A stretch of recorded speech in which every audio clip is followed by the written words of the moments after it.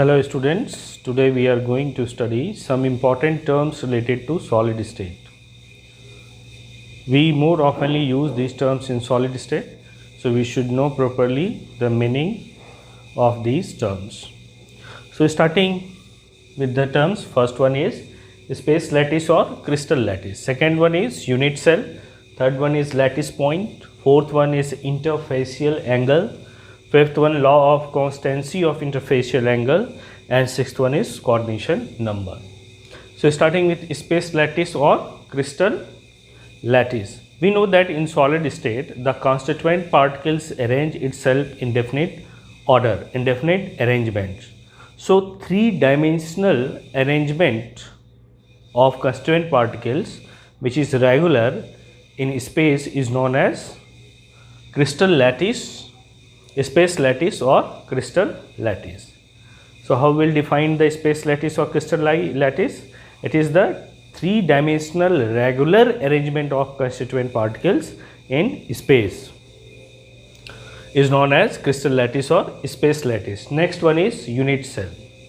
Now we'll try to understand this with the help of model. You can see I have here one model, and these points wherever joints are there, these points are known as, in these points constituent particles are arranged. You can see these points, at these points constituent particles are attached. So when these constituent particles arrange itself in three-dimensional space, then it results in formation of crystal lattice or space lattice. You can see three-dimensional arrangements. Actually in this arrangement you have to imagine that only these points are there. If I arrange these points in this way from here to here, all through in x, y and z axis, then it will result in formation of this three-dimensional structure, and this three-dimensional structure is known as space lattice or crystal lattice. So what is unit cell? If you see carefully this structure, you can see that in this structure there is repetition of one kind of structure, and that structure is this one. If we see here, this one, if you see by this way, if you see two-dimensional, if you are looking from there, obviously you are looking this face, two-dimensional structure you are able to see, and this two-dimensional structure is square. So you can see that there is a repetition of this square in all the three directions. But if you see three-dimensionally like this, you can clearly see that this cubical structure is repeated throughout the three-dimensional space, and the repetition of this three-dimensional structure, this cubical structure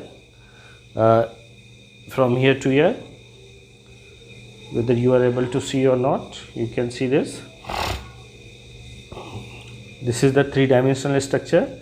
You can see there is one cube, and this cube is repeating itself in all the three direction, and due to repetition of this cube, it is resulting in formation of this three-dimensional structure. So here this structure, which on repetition in all the three direction, results in formation of space lattice or crystal lattice. This structure is known as unit cell. So how we'll define the unit cell? It is the smallest unit of complete crystal or space lattice which on repetition in all the three direction results in formation of space lattice or crystal lattice is known as unit cell. As in this case we have seen this cubical structure is unit cell. When this cubical, if I take out one and we place it, then again we keep it and keep on placing one above the other in all the three planes x, y and z, x, y and z axis, and all the three planes x, y, y, z and z axis, then it will result in formation of this crystal lattice or space lattice. We have three planes here, x, y, y, z, z, x. So if we keep on placing these cubes in all the three planes, then it will result in formation of space lattice or crystal lattice. So we can say that unit cell is the smallest unit which on repetition in all three directions and in all the possible planes results in generation of space lattice or crystal lattice. That's why it is called unit cell. Unit means repetition of this results in formation of complete crystal lattice or space lattice. Next one is lattice point. So in this model again you can see this cube is generated due to presence of constituent particles at this point, at this point, at this point, at this point and at this point. And if we see all the three directions, then in all the three directions you can see this crystal lattice is generated due to presence of constituent particles at all the joints. This is joint, this one is joint, this one is joint. So you have to imagine that constituent particles are present on all these joints, and when constituent particles is present on all these joints, then it will result in generation of space lattice or crystal lattice. So if we talk about the lattice point is a site where constituent particles are present and which results in generation of crystal lattice or space lattice. Now if we see the next term is interfacial angle. Now to understand the interfacial angle, we'll understand by considering two planes. One plane is this one and another plane is this one. I will show you 1 second. So we can understand here, if we place this paper here on upside, this is one plane, and now if we place another paper on this, then we have two planes here, and there is certain angle between these two planes. We have to focus on this. If we place this paper, you can see we have two planes. One plane is this one, one plane is this one, another plane is this one, and there is angle between these two planes, this angle. So we can clearly see we have two planes, one plane is this one, another plane is this one, and there is angle between these two planes. This angle is known as interfacial angle. So the angle between two planes or two faces of unit cell, you can assume this one as unit cell, the angle between two face of unit cell is known as interfacial angle. And we know that this crystal lattice is in all the three directions, x, y, z, and so there will be x, y, y, z and zx plane. So the angle between x, y, y, z plane, y, z, zx plane, and all the three planes are known as interfacial angle. Next point is law of constancy of interfacial angle. Law of constancy of interfacial angle says that in any crystal, this interfacial angle will remain constant no matter how large is crystal is there and how small crystal is there. The interfacial angle in crystals will remain constant for particular type of crystal. For example, suppose if we are taking copper sulfate solution, in that copper sulfate solid, then in copper sulfate solid the interfacial angle will remain constant. If we take NaCl crystal, then in NaCl crystal this interfacial angle will remain constant. There will be no change in interfacial angle for a particular type of crystal. Then last one is coordination number. When we talk about the coordination number, it is the, again we will try to understand this with the help of model. The number of nearest neighbor, the definition of coordination number is number of nearest neighbor of a constituent particle is called its coordination number. Suppose a constituent particle is present here. If constituent particle is present here, then its closest neighbors, which how many atoms are close to this and how many constituent atoms are closest neighbor. If you see this one, then this one, then this one, then this one downside, and if we see it's a three-dimensional expansion, then one point will be upward also. So we can better understand why considering this point, this point. So how many nearest neighbors are there of this point, or if some constituent particles are present at this point, then how many nearest neighbors are there? You can see first nearest neighbor is this one. If you see from here, if this is our constituent particle, then our first neighbor is this one, nearest neighbor. Remember, we have to take nearest neighbor. Second nearest neighbor is this point. Third nearest neighbor is this point. Fourth nearest neighbor is this one. Fifth nearest neighbor is this one. And sixth nearest neighbor is this one. For this constituent particle, this will not be the nearest neighbor. For this constituent particle, this will be the nearest neighbor, because you can see this diagonal, the distance is more. So the nearest neighbor is 4 on this face. You can see for this constituent particle, 1 here, 2, 3, 4, 5 and 6. So there are 6 nearest neighbor to this constituent particle. So we can say that to this constituent particle, total coordination number is 6, because it has 6 nearest neighbor. So we can define coordination number as the total number of nearest neighbors of a constituent particle which is in close contact with that constituent particle is known as coordination number. Says we will see the contribution of a lattice point at a particular position. Contribution of lattice point means if lattice point is present at different positions of a unit cell, then what is its contribution in that unit cell? We know that lattice or space lattice is 3-dimensional structure whose expansion takes place in all the 3 directions. This is the smallest possible structure, but in case of space lattice or crystal lattice, this structure will be hugely large. So we are going to see what is the contribution. Contribution means how much part of the constituent particle or lattice points are present inside the unit cell. So that's why it is written contribution of lattice point at a particular positions. If we will change the position, then contribution of constituent particle in unit cell will change.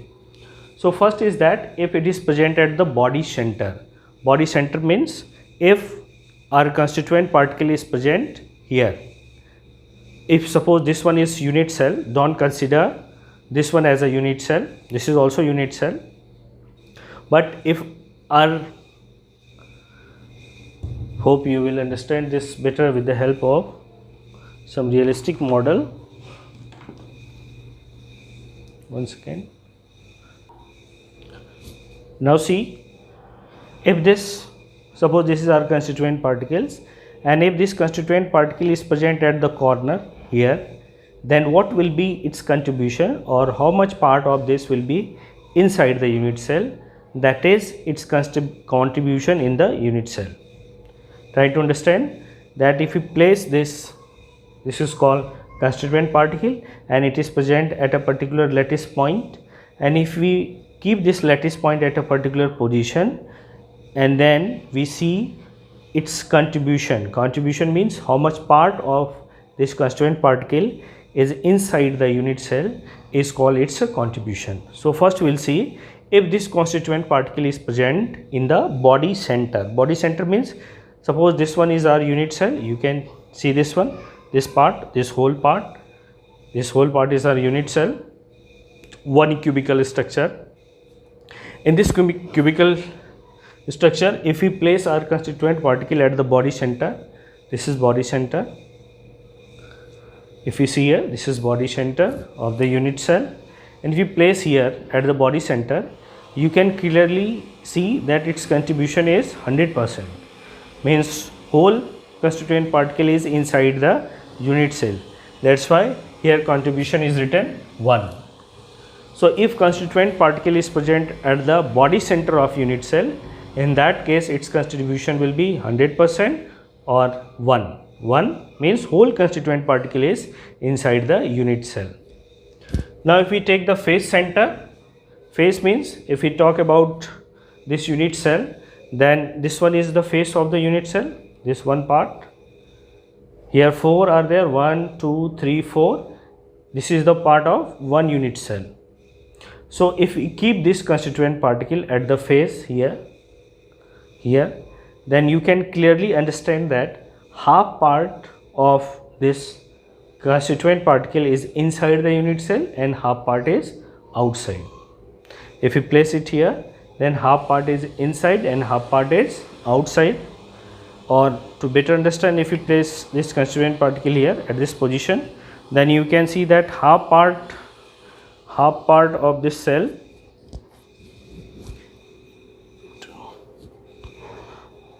half part of this constituent particle is in this unit cell, and half part is in this unit cell. Half is division is there. Half part is in this unit cell and half part is in this unit cell. So we can clearly say that if you place lattice point at the face, then its contribution in the unit cell will be 1/2 or half. If we place constituent particle or lattice point at the face of unit cell, then its contribution inside the unit cell will be 1/2 or half. Half part of the constituent particle will be in one unit cell and other half part will be in another unit cell. In case of body center, the whole constituent particle is inside the unit cell. That's why its contribution was 1. But if we take this at the face, then half part of this constituent particle will be in one unit cell and other half will be in another unit cell. So its contribution in one unit cell will be half. You can see from this side. If you see from this side, if we keep it here, then you can clearly see that one part is in this unit cell and another part is in the unit cell in which my thumb is there. So one half here, another half in this unit cell. So its contribution in one unit cell in this cubical structure is 1/2. Half contribution is there. So we can say here that in case of face center, contribution of constituent particle in unit cell will be 1/2.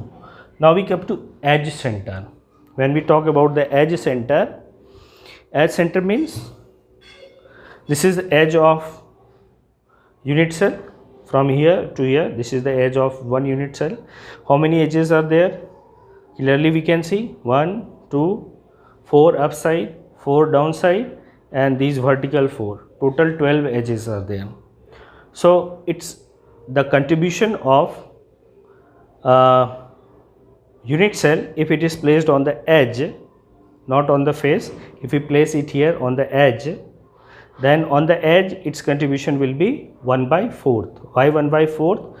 Because to cover this we need 4 cubes. Suppose if I insert this here inside, then I have to place one unit cell here, and then I have to place one unit cell here, and then I have to place one unit cell here. Only then this will be completely inside the space lattice. So if 4 unit cells are required to completely cover the constituent particle, then its contribution in one unit cell will be 1/4, because this constituent particle is divided into 4 unit cell. So in one unit cell its contribution will be 1/4. So if constituent particles are present at the edge, then its contribution inside the unit cell will be 1/4. Now we talk about the corner center. Corner center means this point at the corners. If constituent particles are present at the corner, first we have to see how many corners are there in a unit cell. 1, 2, 3, 1 is inside, 4, 5, 4 corner upside and 4 corner downside. Total 8 corner. 1, 2, 3, 4, 5, 6, 7 and 8. Total 8 corners are there. Now we are going to understand what is contribution of one constituent particles in one unit cell. To understand this, we have to place this at the corner. I can place here also, but to better understand, I am going to place this constituent particles at the center, here center. At this point you can see, if I place this point at this point, if I place this constituent particles, then this constituent particle will be in how many unit cell? You can see this unit cell, in this unit cell, in this unit cell, in this unit cell, that is 4 upside, and similarly here 5, 6, 7 and 8. If I place if you consider that this green color joint is the constituent particle, then you can see that this green color ball has contribution in 4 unit cell. That is 4 upside you can see 4 unit cell, 1 unit cell, 2, 3 and then 4. 1, 2, 3 and 4, and similarly 4 downside, 1, 2, 3 and 4. So there its part is in all the 8 unit cell. If you place this here, its part will be distributed in all the 8 unit cell. So what will be its contribution in 1 unit cell? If this is divided into 8 unit cell, then 1 unit cell will get 1/8 only. Very simple. So the contribution of constituent particles, if it is present at the corner center, will be 1/8. So this was the contribution of lattice point at a particular position. Body center contribution 1, face center contribution half, edge center contribution 1/4, and if it is present at the corner center, then it will be 1/8. It doesn't mean that it is divided into 1/4, 1/8, half part. Actually, when it is present in the space lattice or crystal lattice, in that case, how much part of this is in particular unit cell is its contribution in that unit cell. In reality, it doesn't mean that it will be divided. If any atom is there, sodium atom is there, then its sodium atom is divided into 1/8 part. But this sodium atom is present in 8 unit cell. It is occupying the space of 8 unit cell. That's why we say its contribution in 1 unit cell will be 1/8. So this was the contribution. So classification on the basis of location of lattice points. So if we see this classification, then first is primitive unit cell. If we talk about the primitive cell, then in primitive cell all the lattice points are present at the corners only. If the lattice points are present at corners of unit cell, then this is known as primitive unit cell. So in case of primitive unit cell, all the lattice points will be present at corners only. I draw the structure of this unit cell. So if you see here,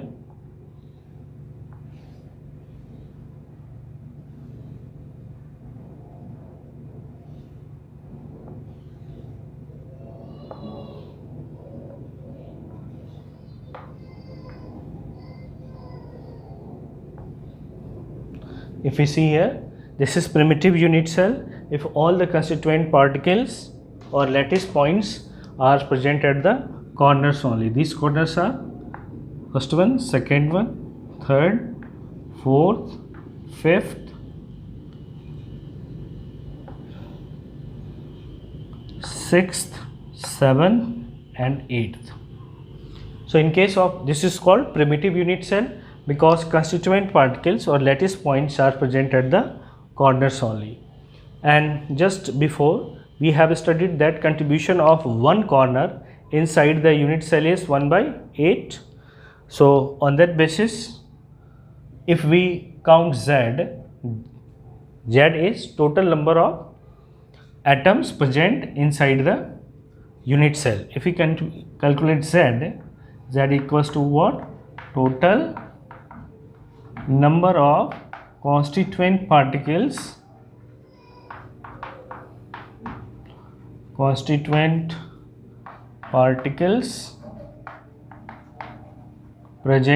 inside the unit cell.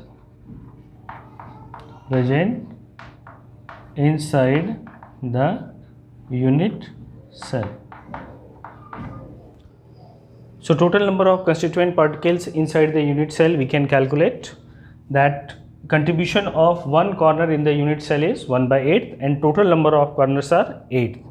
So here Z will be equals to, we can write Z equals to contribution of one corner, that is 1/8, and total number of corners. and total number of corners are 8. So 8 cancel out and we have 1. So in case of primitive unit cell, total number of constituent particle inside the unit cell will be 1. Now next one is non-primitive unit cell.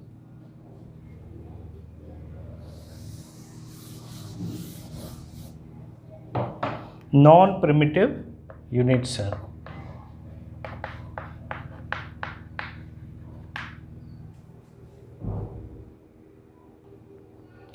So following are the types of non-primitive unit cell.